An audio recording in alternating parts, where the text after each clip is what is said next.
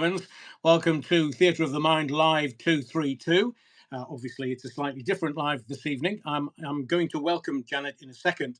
But firstly, both Janet and I are going to talk about our lived experience. There's going to be no speculation, nothing. It's about our lived experience. And as a social commentary channel, we can talk about anything that we wish, including this. So, as the lead investigator in the Alex Belfield stalking case, former Nottinghamshire Police Detective Constable Janet Percival played a pivotal role in building the prosecution that led to his conviction. So we're going to talk to her about her personal stories, challenges, insights, and lived experiences throughout the investigation and the 5-week trial in 2022. Now, hopefully, we can reveal the human side of the case from initial involvement to post-trial reflection. And also, there will be an opportunity to put questions to Janet a little later. So firstly, manners maketh man. Welcome, Janet. Welcome to the Theatre of the Mind. Thank you, Adrian. Thank you for having me on here. I'm not very well at the moment, so I do apologise if my voice suddenly disappears, but I didn't want to let you down. So here I am from sunny Costa Rica. Thank you, Janet. And also, if there's any technical issues, as in your internet drops out, we did test it yesterday. It seems to be quite stable. Yeah. But if there's any issues, I'll just talk until you come back online. Thank you. So, Janet, you're the person that lived all this, and this is an exclusive for the Theatre of the Mind. It's the first time you've spoken about the case anywhere in any kind of media, including social media. So, why now? Why now? Good question. I retired at the end of December, and I knew he was coming out in June, and I knew he wouldn't be happy. Quite understandable. Nobody's happy about going to prison, are they?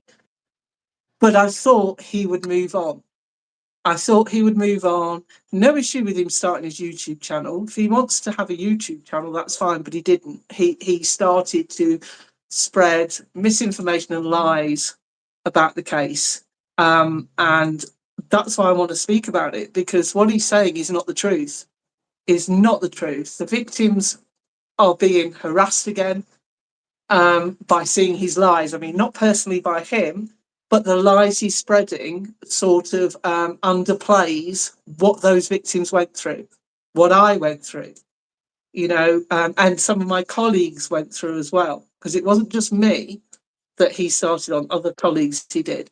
So that's why now. I mean, I could have just gone under the radar, retired and disappeared. But no, it's not fair. It's not fair what is being said online now. So let's go back to the very beginning. Can you walk me through how you first became aware of the complaints against Alex Belfield and what led you to being assigned as the lead officer in the case? Okay. I became a detective, full PIP 2 level detective in 2017, and I was on public protection, the department. And you can imagine the summer cases we dealt with, but we also dealt with stalkers. Okay. And I was sat in the office, and I recall my DI just poked his head round the door and says, "Janet, I've got a job for you. I'm going to email it to you." And that was June or July 2019. And that's how I became involved in the case. I read what was sent to me, and no, it was not a package from the BBC as what's being spread. It was statements, it was then exhibits, YouTube videos of 5 people at that point of the case. That's when I got hold of it. And got my head around it in a couple of... Didn't know who he was. No idea who he was. And I have to be honest, I didn't know the people at that point, the 5 people involved. They didn't fill my world. So I did a bit of research on them, not him. I just watched him on YouTube at that point. And I said to my sergeant, he's going to come after us. Because of the way he behaved towards them, I knew he'd come after us. Now, my forte was stalkers. I like to deal with stalkers. I know how to get into their heads. I know how they tick. And I know they're not going to stop, if that makes sense. If they don't feel they've got their point across, they're not going to stop. And that happened with a lot of domestic related stalkers that I dealt with. They don't leave the partner alone. This man won't leave these people alone because he doesn't feel like he's vindicated. So that was the start of my case. And to be fair, I wanted to build my case more than it already had been before I got him in. But because he kept going online about these people, the victims were still being abused while it was in my hands, at that point I couldn't wait, which led to the first arrest. So, what were But your that was only initial? 5 at that point. Sorry. Okay, that's all right. What were your initial thoughts when reviewing the victims' reports? I know you've just said that you did other stalking cases. Did anything about the nature of the online harassment stand out as particularly unusual or challenging? No, if I'm honest, no. It was a very simple case of harassment and stalking to me, but I've dealt with other cases similar. Do it make sense? To me, it wasn't unusual. Didn't stick out. All that stuck out more for me was he was doing it more publicly than your normal standard person that's disgruntled after a relationship, or somebody that's not in a relationship but's fixated on, say, a doctor or somebody they bumped into a shop. He was doing it more publicly because he was doing it online. So that was the only difference to me. The other stuff, the messages, the emails, the stuff on Facebook was not unusual to any other stalker I dealt with. He wasn't anything special. I want to get that across.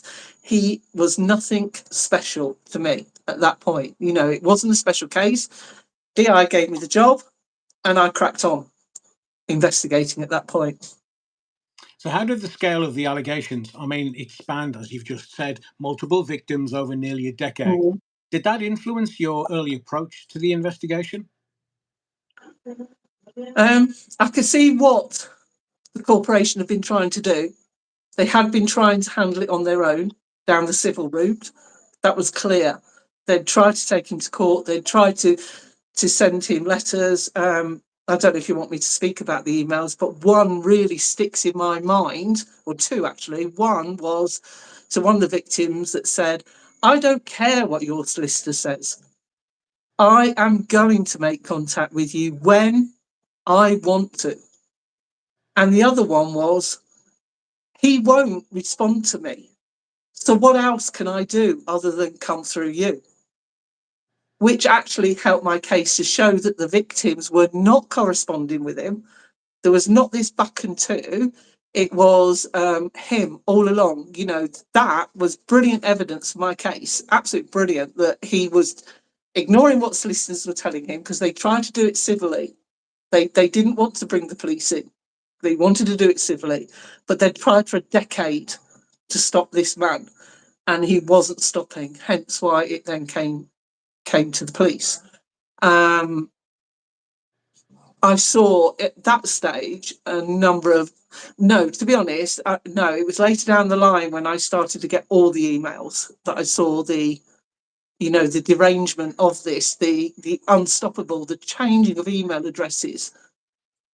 I've seen people say, block them, block them, block them.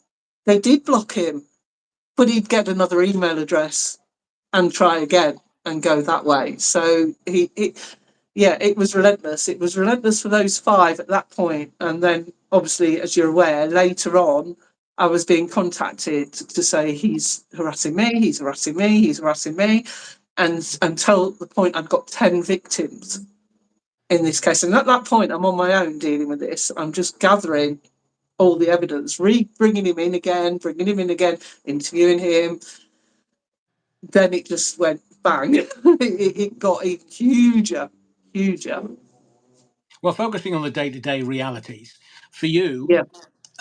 you have this large case, which is Yes. growing by the day. The victims were public figures, but profoundly affected. So, how difficult was it to gain their trust and convince them to engage with a protracted legal process? I was known as the blunt officer, absolutely blunt to the core. I told everybody how it is. My question to every victim I dealt with, what do you want at the end of this? And 9 times out of 10, they'd say, I want justice. I want them to go to prison. And I would always say, I can't promise that. Cannot promise you at the end of it, but I'll do my best. So I was always honest with all the victims in the case. I told them this is going to be long and protected.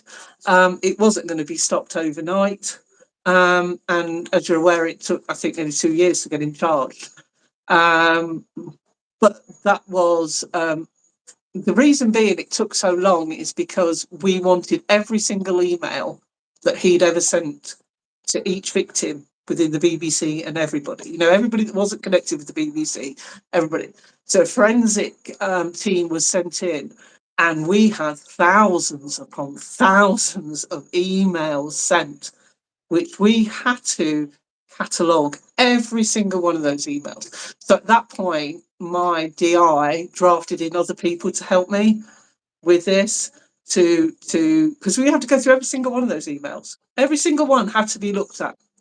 Some of them were freedom of information, and he was sending 70 to 90 freedom of information emails to the BBC every single day. So we had to go through all of those, catalogue every single one, cross-reference against who they were naming, etc., etc. So that took time. At the end of it, there was me, a DS, a civilian officer, and another DC working on the case, just to get this all into a format that, say, a jury could understand. But first, we had to get in a format that the CPS could understand. We could see it was stalking. We could, but as you aware, the CPS won't charge unless there's a realistic prospect of conviction. So it took time to get it in a format. I mean, it went to the complex crime unit. So it wasn't your everyday CPS that dealt with it. It was a complex crime unit who would normally deal with murders or would deal with high drug crimes or cases where it's going to bring a lot of publicity and, paperwork. And I've never seen so much paperwork that I had to go through. It was unbelievable. Unbelievable. So, yeah, that's what made this case unusual, because your normal everyday domestic stalker will blast the victim over and over again for a short period of time. This was a decade. So we had to go right back and see what we could get from 2011. And the BBC did have some stuff. We dragged some stuff up, but I think you're going to explain why we couldn't use all of that material. There was a reason behind that. And I think that's what a lot of people don't understand, what material you can use in a trial and what material you can't. Wasn't there a change of the law in 2012?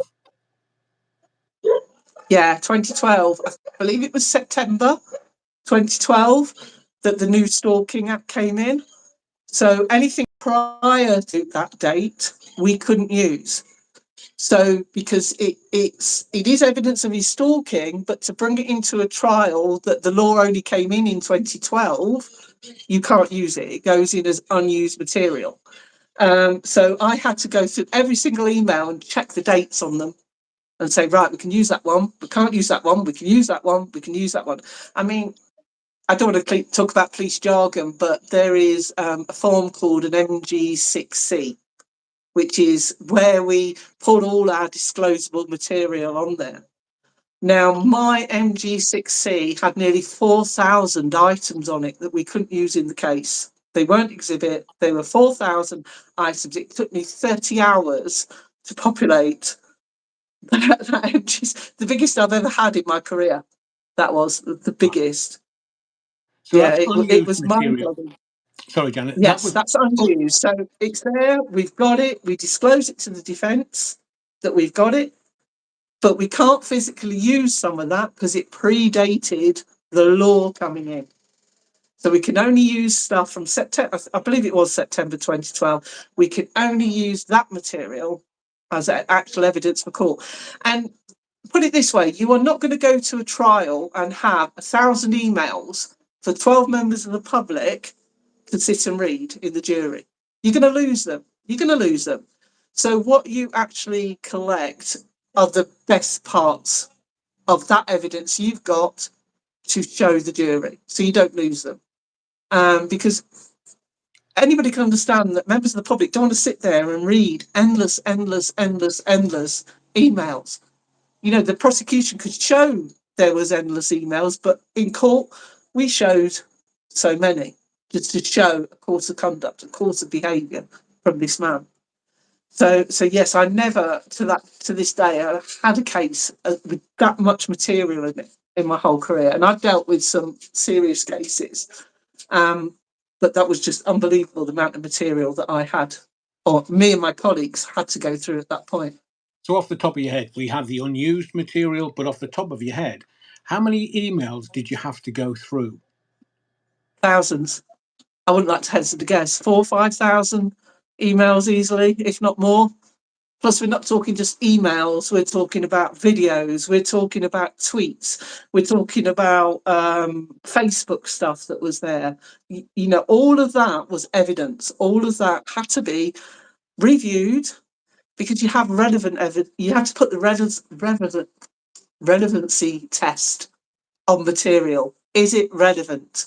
So during an investigation, you might make some notes in your pocket notebook or your day book about somebody you've spoken to. That is material relating to that investigation, but is it relevant? Is it relevant for the CPS to have? Is it relevant for the defence to see? And bear in mind what a lot of people don't understand. I worked for the defence as well.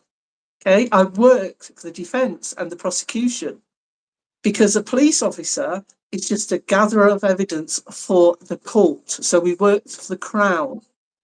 So if there was evidence, so as a detective, you was taught evidence either took you towards the suspect or away from the suspect. Trust me, everything in this case took us towards him. There was nothing that took me away from him. And if there was something that defence needed from me, I would give it to them. Not an issue. But as you're aware, in the end, he represented himself. So that changed the whole sort of sway of the investigation. And I had a good colleague, brilliant ex-detective, as my exhibits and disclosure officer in the end. So basically, any requests that came in from CPS then didn't come to me as such, they came to him. So that took that bit of pressure off me. I wasn't disclosing anymore, it was my colleague. And Sorry, in this case, Janet, Janet, in this case, one of the big hurdles, I would imagine, is collecting digital evidence from social media platforms, YouTube, social media. How did you overcome that? Were they helpful? The victims were, yes. So now if a member of public sends you videos, it's absolutely fine. I don't want to go into what police do in relation to obtaining material offline. That's police work. That's not me anymore. But in this case, because most of the people involved were involved in this sort of world, media world, they were able to send me the stuff that had defamed them. One victim, I know he said I can name him, but I really don't want to, in respect to him. He sent me an awful lot of stuff on a compilation disc. Brilliant. That saved me so much time because police have to go through a process of, filling out forms and getting this material. It's not as easy. But if a member of the public sends it to you, that is absolutely fine. That is absolutely fine. I covered my back so much with the law in this. It was unbelievable. Yeah, unbelievable. We had to be squeaky clean, and we were. Trust me, I've never gone into a case before without my heart pounding, because you always have that fear about giving evidence. Sailed through this, and that told me something. That told me something. We was absolutely bang to rights on this. So before we get into the trial and the CPS and the output and outcomes, were you the detective constable that interviewed the convicted stalker? Yes. Yes. 4 times. Wow. 4 times. And two of my interviews were 4 hours long. Wow. And without going into police processes, how did he present himself to you? To be fair, it was no different from any other suspect I dealt with. They try to win you over to begin with. You know, that's the play. Try to win you over. When that didn't work, he went into full victim mode. I'm the victim. I'm the victim. You know, he was given advice not to speak, which is, you know, generally what a solicitor will do. You know, advise their client to go no comment, and he couldn't. So I remember watching one of his videos where he claimed he'd interviewed me. I just wish we'd video recorded those interviews. I wish we had, because no, he didn't interview me in any shape or form. He became quite upset, shouting at me a number of times, saying he was the victim and I wasn't allowing his free speech. In the end, I consulted a forensic psychologist in relation on how to deal with him in interviews, and they advised, you just ask your question, don't engage any further, ask your question, and until they respond to that question, you don't deviate. So the last interview I had with him was 20 minutes long. I had 4 questions to ask him, and I just kept repeating the same question until he answered it. And he was screaming at me, I'm a journalist, you're not allowing me my free speech, DC Percival. And I just kept saying, did you blah, blah, blah, blah, blah. He'd say something, did you blah, blah, blah, blah, blah. And then he'd go, no, brilliant, thank you. Did you blah, blah, blah, blah. Then he'd start off again. And until he answered me, I did move on to my next question. So 20 minutes that last question, that last interview lasted with him. So no, he certainly didn't. He didn't interview me. I don't like to big myself up. I never had throughout my career. But what I was good at was interviewing people. Absolutely interviewing, watching their body language, seeing how they work. But after I knew what I was dealing with from that very first interview. I'm not a trained psychologist, but you know, after you've interviewed so many people over a career, you get to see traits in people.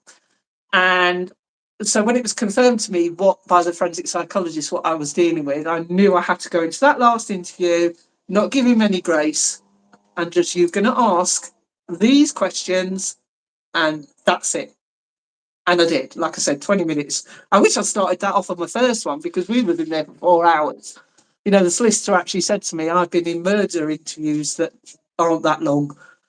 And I said, I know. But sometimes when you go in to interview any suspect, not just him, you want them to speak, because you're sitting there with what you know. You haven't disclosed that to your solicitor, because you don't have to. And then you're waiting for them to wrap themselves up. And he did that. He wrapped him up. He wrapped him up so much that he gave me checkable stuff that I could go and check and confirm was false. Like, he told me that he'd complained hundreds of times to the police he used to call us Nottingham Police. It was Nottinghamshire Police, not Nottingham Police. And I said, well, how many officers come to you? Oh, hundreds. I go and check. And yet complaints had been made, but it wasn't in the hundreds. So when you give an officer checkable material, I'm going to check it. And I did. So yeah, very interesting interviews. But I should have been more prepared for my first one, if that makes sense, because of what he was doing to the victim still. And I was aware of that. I couldn't let him continue doing that. I had to get him in.